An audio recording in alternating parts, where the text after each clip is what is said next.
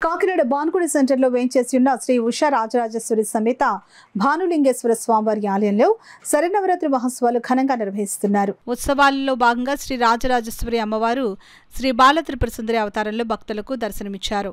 అవతారాన్ని ఆలయ committee chairman Gummalla Venkateswararao చిన్న ప్రారంభించారు. ఆలయ అర్చకులు హరిప్రసాద్ శర్మ అమ్మవారికి ప్రత్యేక పూజలు, అభిషేకాలు నిర్వహించారు. ఉత్సవాలలో భాగంగా ప్రతిరోజు మహిళలకు సామూహిక కుంకుమార్చన కార్యక్రమాన్ని వైభవంగా జరిపిస్తున్నారు. పూజలో పాల్గొనే భక్తులకు ఆలయ కమిటీ దేవస్థానం ఉచితంగా పూజా ద్రవ్యాలు అందిస్తున్నారు.